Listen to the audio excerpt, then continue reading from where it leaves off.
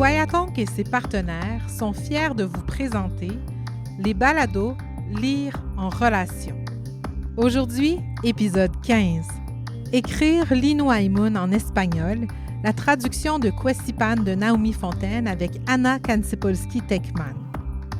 Étudiante à la maîtrise en littérature comparée à l'Université de Montréal, les recherches d'Anna Kancepolsky-Tekman portent sur l'étude de phénomènes d'écriture et de traduction d'œuvres littéraires contemporaines issues des femmes des premiers peuples au Québec.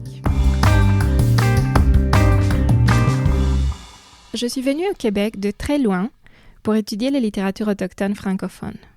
Même si mon pays, l'Argentine, se trouve dans l'autre bout du continent, ce qui m'a amenée ici, c'est d'abord l'intuition, puis le constat qu'il y a certainement des liens à faire entre les littératures autochtones du nord et du sud du continent. Ayant fait des études en traduction à l'Université de La Plata, en Argentine, je souhaite pouvoir contribuer à construire des ponts entre ces cultures, et même entre ces autrices et auteurs qui ont beaucoup à se dire. Je voudrais aider à briser le silence qui est parfois imposé seulement par les barrières de la langue.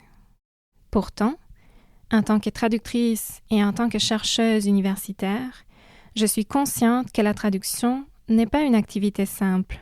D'abord, car les langues sont liées à des cultures qui portent en elles des visions du monde et mobilisent donc de façons différentes de les exprimer. Ensuite, parce que la traduction est aussi un phénomène éditorial où se jouent des questions de pouvoir, tant symboliques que économiques.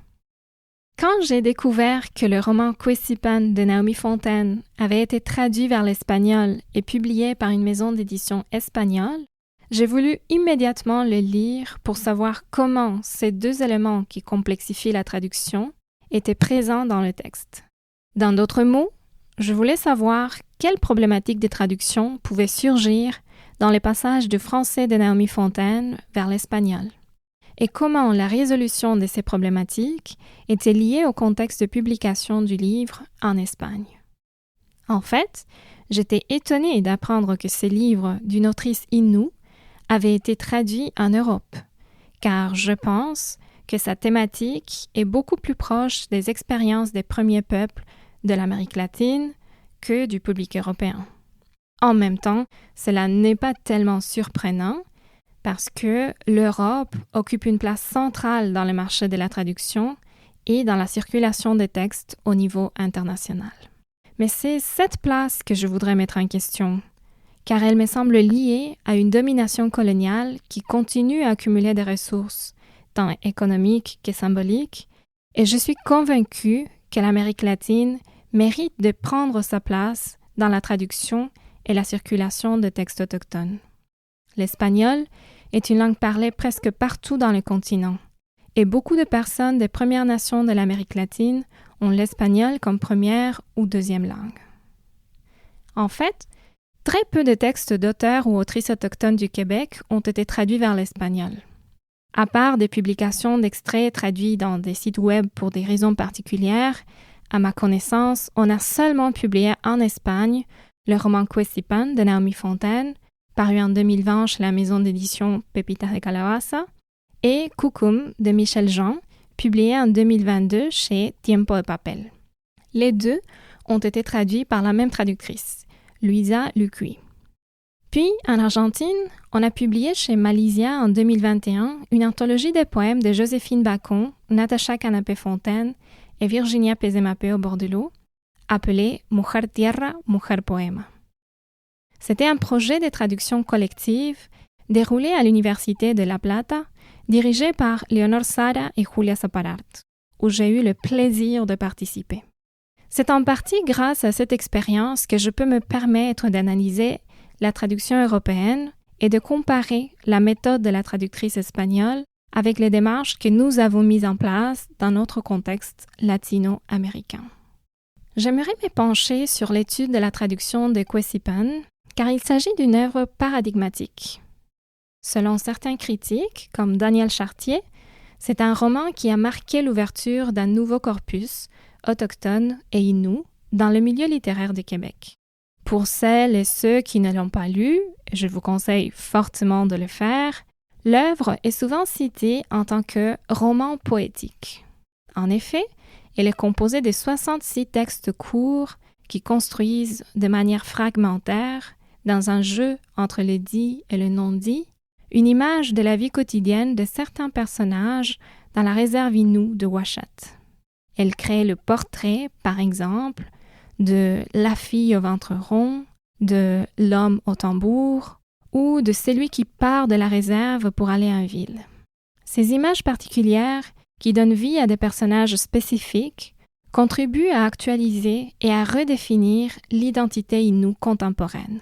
Ils nous amènent à nous défaire des stéréotypes et des images figées, car ils témoignent des rapports complexes que ces personnages entretiennent avec le territoire, la langue, la mémoire et le traumatisme. Dans son roman, Naomi Fontaine souhaite mettre en lumière la réalité actuelle des réserves autochtones, et cela ne se fait pas sans douleur. Dès le début, elle évoque la difficulté de raconter.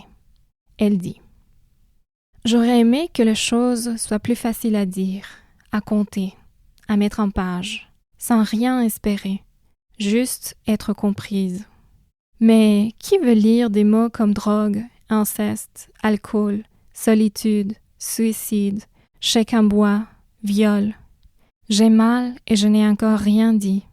Je n'ai parlé de personne.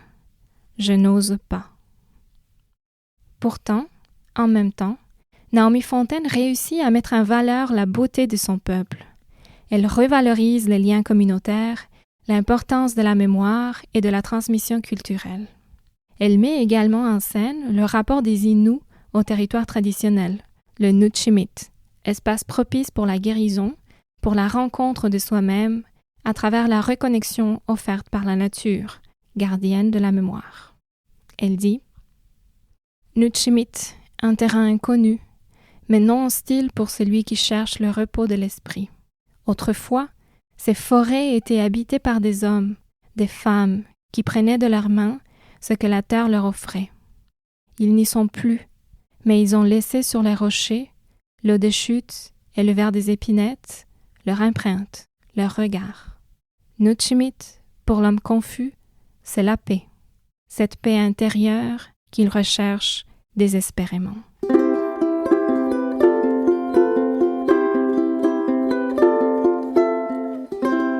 Pour l'universitaire Myriam Sangelé, Naomi Fontaine fait partie d'une nouvelle période historique de la littérature Innu, à côté d'autrices telles que Anatane Capèche et Joséphine Bacon. Cependant, Fontaine se démarque des autres deux autrices nommées car sa langue d'écriture est d'abord le français, même si elle introduit des termes en langue Innu dans ses récits. L'utilisation de la langue française ou anglaise est un thème important pour la critique des littératures autochtones qui s'est parfois occupée d'étudier les tensions existantes entre langue coloniale et langue autochtone à l'intérieur des textes. Mais si les auteurs et autrices jouent avec ces tensions et ces relations complexes entre les langues et les cultures dans leur écriture, comment transférer tout cela dans la traduction qui se fait d'une langue coloniale à une autre? Dans le champ de littérature autochtone du Québec, les processus de traduction internationaux sont récents et encore peu nombreux. Ils suscitent souvent des questions pertinentes pour la traductologie. Par exemple, qui est traduit et qui ne l'est pas? À quoi répond le choix des éditeurs? Qui traduit? Qui a le droit de traduire? Et pourquoi? Comment traduit-on des littératures autochtones où le poids symbolique du territoire est incontournable en contexte allochtone européen? Faut-il passer par l'Europe pour traduire le texte dans une langue qui n'est pas une des langues officielles du Canada? Il existe, certes, des raisons culturelles, économiques et politiques qui maintiennent encore aujourd'hui la centralité de l'Europe comme foyer du marché mondial de la traduction. Mais quelles sont les pertes qu'une telle circulation peut produire pour les textes, pour le lectorat, pour leurs autrices et auteurs? Et en particulier, les littératures autochtones qui participent d'une démarche décoloniale ne pourraient-elles pas bénéficier d'un autre type de circulation, par exemple en Amérique latine, où les expériences partagées de la colonisation et les revendications actuelles des peuples autochtones seraient mises en avant? Toutes ces questions sont reflétées dans la matérialité du texte traduit. Quand on le lit, on peut y voir et interpréter la position prise par la traductrice. On va alors lire un extrait du texte pour voir un exemple de un type de problématique qui peut survenir lors de la traduction espagnole. Il vient de la page 33 de Quesipan, dans un passage où la narratrice décrit son déplacement dans la route. Elle dit « Il n'y a pas d'arrêt obligatoire, mais un plein d'essence ne suffit pas. Aux Escoumins, il y a une station-service dans laquelle, à la présentation d'une carte, on ne paye pas les taxes. Si l'on n'est pas indien, le détour est inutile. » La traduction espagnole dit « No hay que pararse obligatoriamente, pero con un tanque de gasolina no basta. En los Escumán hay una gasolinera en la que, presentando una tarjeta, no se pagan impuestos. Si no se es indio, desviarse es inútil. » Ici, il y a au moins deux éléments à observer. D'abord, pour quelqu'un qui ne vient pas du Canada et qui ne connaît pas l'histoire des Premières Nations, il est difficile de savoir qu'il existe une loi qui octroie le statut d'Indien, et donc la carte d'Indien, à certaines personnes et que ce statut leur permet de ne pas payer certains impôts. La traductrice avait inclus des notes en bas des pages dans d'autres contextes. Pourquoi donc ne pas le faire ici aussi? En deuxième lieu, cet extrait montre l'utilisation du terme « indien », un mot portant plusieurs connotations socio-historiques et qui mérite d'être discuté. Si il était d'usage courant au Québec il y a plusieurs années, aujourd'hui, il est souvent critiqué puisqu'il reflète surtout la perspective du colonisateur. Même si le mot est encore employé dans certains contextes, comme par exemple celui imposé par la loi sur les Indiens, comme on peut voir dans l'extrait cité, beaucoup de personnes autochtones préfèrent d'être nommées par le nom de leur nation, comme le fait Naomi Fontaine à plusieurs reprises quand elle parle des Inuits. C'est le même cas en Amérique latine où parler des indios renverrait à une vision coloniale percevant les peuples autochtones comme quelque chose du passé. En Argentine, par exemple, on préfère souvent parler des pueblos originarios ou nommer également chaque nation de manière différenciée. Ce débat est linguistique, mais aussi politique, car il relève des positionnements face à l'identité des communautés autochtones qui sont largement marginalisées partout dans les Amériques. Et pourtant, cette réflexion n'est pas présente dans la traduction espagnole. Le terme « indio » y est introduit comme s'il était anodin, comme s'il ne portait pas toutes les charges culturelles, sociales, historiques et politiques qu'il peut éveiller. Je me demande si le public espagnol serait sensible à ce sujet. En tout cas, la traductrice a le droit d'intervenir sur le texte quand il pose des problématiques tellement importantes. Elle possède des outils, comme les notes en bas de page, les préfaces ou les postfaces pour aborder ces sujets. Mais je sais aussi que parfois, ces décisions n'appartiennent pas à la traductrice qui est soumise aux normes de la maison d'édition.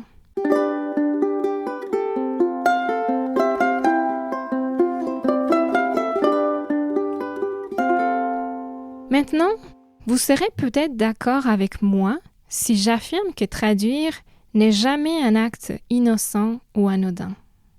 Les décisions et les stratégies des traductions produisent des effets sur les textes, sur ce qu'ils communiquent, mais aussi sur l'image de l'autrice, sur l'ensemble de ses œuvres et, plus largement, dans ce cas, sur le développement d'un champ littéraire autochtone international. D'ailleurs, les traductions, si elles ont du succès, ont souvent des effets sur la langue et sur la culture d'arrivée, en apportant de nouveaux mots ou en installant de nouveaux sens pour des mots déjà existants.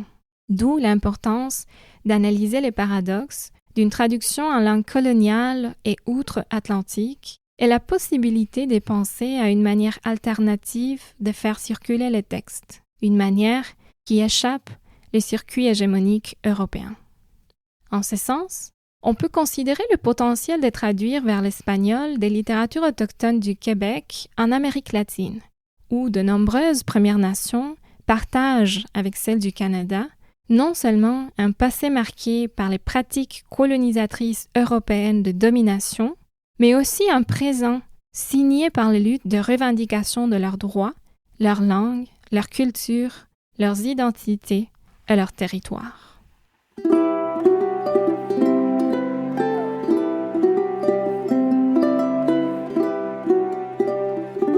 J'ai mentionné avant que un des effets de Kwesipan et de sa structure fragmentaire est de donner un nouveau sens à l'identité Innu, plus complexe, plus riche, qui défie toute image figée, tout stéréotype. Naomi Fontaine arrive à faire cela grâce au pouvoir de sa langue littéraire. Et j'aimerais montrer que, dans le sud des Amériques, il y a des écrivaines autochtones qui travaillent exactement dans la même direction. Je vais citer le mot de Viviane Achilleff, poète mapuche d'Argentine, en la traduisant vers le français. Elle dit « Ils ont voulu nous ramener à tous les stéréotypes. Nous leur avons tous échappé. Nous résistons à l'image du souffrant, prosterné, élégiaque indien presque enfant qui demande l'abri. Une image qui a pu être, cependant, poétique. Et à celle du séditieux tireur de flèches ou de bombes. Une image active, des racines clairement politiques. Mais nous ne pleurons pas, nous parlons. Et nous n'attaquons pas, nous disons. Nous voulons partager un récit par la poésie sur ce qui brise notre cœur, ce qui le maintient élevé, car la poésie abreuve aussi dans l'eau. La poésie permet de parler sur cela, car rien n'échappe à son immense potentiel d'action et de guérison, d'amour résolu. La poésie, le langage poétique, est donc un espace d'action qui permet de se créer une identité et de le faire contre tout stéréotype de l'imaginaire colonial. La langue pourrait aussi devenir un territoire de rencontres entre les poètes du Nord et du Sud. La traduction vers l'espagnol pourrait permettre aux écrivaines autochtones du Québec de rejoindre le corpus d'écrivaines autochtones d'Amérique latine et de résonner comme l'écho du tambour partout dans le continent. Comme la parole de Naomi Fontaine et celle de Joséphine Bacon ou Anantan Capèche, mais aussi la parole de Viviane Achilleff et des centaines d'autres poètes mapuche, maya, quechua, guarani, aymara. La traduction montrerait ainsi sa puissance décolonisatrice, sa capacité d'ouvrir des discussions urgentes, non seulement au Canada, mais aussi dans le reste des Amériques. Les langues coloniales peuvent fonctionner comme des ponts. Elles peuvent établir des liens entre les différentes cultures autochtones du continent. Ces langues coloniales qui habitent partout en Amérique et qui nous habitent, nous avons le droit, la possibilité, sinon le devoir, de les transformer en outils décoloniales. Grâce à l'écriture des autrices et auteurs autochtones, nous pouvons trouver les espaces poétiques qui nous permettront d'employer les langues coloniales en tant qu'expression de l'autonomie et de la liberté. Merci. Cet épisode de balado est une réalisation de Kwayatong et de la chaire de leadership en enseignement sur les littératures autochtones au Québec, Maurice Lemire, de l'Université Laval, avec l'appui d'Hydro-Québec, du Conseil des arts du Canada, du gouvernement du Canada et du gouvernement du Québec. Cet épisode vous est offert dans le cadre du 12e Salon du livre des Premières Nations, une présentation de TELUS. Recherche et narration, Anna Kansipolski-Tekman. Technique sonore et montage, Caroline Belzile-Normand. Montage et musique, Marc Vallée. Coordination, Marie-Ève Bradette.